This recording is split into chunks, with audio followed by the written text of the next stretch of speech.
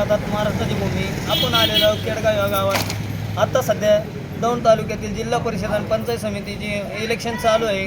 तर या इलेक्शनमध्ये कोण उमेदवार विजयी होणार आहेत आणि कोणते उमेदवार त्यांना पसंती आहे ते आपण जरा ग्रामस्थांकडून थोडं जाणून घेणार आहोत. सर, आपलं नाव? नमस्कार, मी दत्ता शेळके, विद्यमान उपसरपंच केडगाव.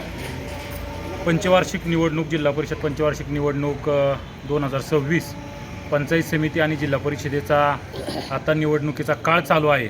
या खरं तर धामधुमीमध्ये आपल्या दौंड तालुक्याचे कार्यक्षम आमदार आरोग्यदूत ॲडव्होकेट राहुलदादा कुल यांच्या नेतृत्वात विश्वास ठेवून संपूर्ण तालुक्यामध्ये आपण आज भारतीय जनता पार्टीच्या माध्यमातून उमेदवार उभे केलेले आहेत जिल्हा परिषद आणि पंचायत समितीसाठी.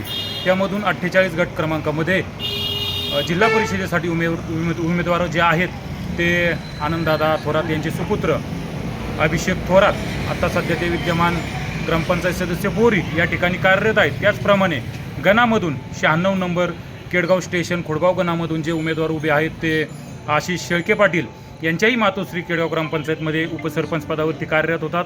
खरं तर अतिशय कार्यक्षम असे 2 युवा नेतृत्व आज या दोन्ही गट आणि गणामधून उभे आहेत. प्रचंड जाळं विणलेलं आपल्याला पाहायला मिळतं. अष्टविनायकसारखा महामार्ग आपल्या दौंड तालुक्यामधून गेलेला असतानाच वाड्या असतील, वस्ती असतील, अतिशय ग्रामीण दुरावस्था झालेले रस्ते असतील, आज कुठेही गेला तर आपल्याला रस्त्यांची अतिशय सुंदर अवस्था आपल्या तालुकाभर पाहायला मिळेल. पूर्वी असं होतं की जिथून खराब रस्ते चालू होते तिथून दौंड तालुका सुरू होत होता, परंतु आज दादांनी आपल्या तालुक्याची ओळख बदललेली आपल्याला दिसते.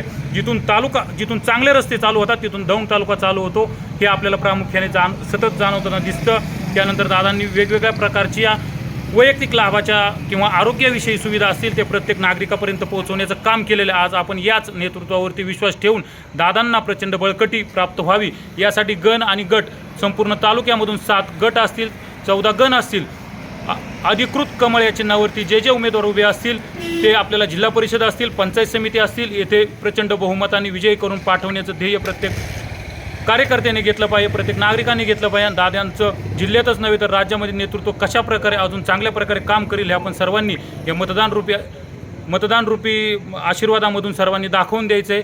आणि सर्वांना आवाहन करतो, अधिकृत कमळ या चिन्हापुढील बटन दाबून सर्व उमेदवारांना प्रचंड बहुमताने विजयी करावं. धन्यवाद.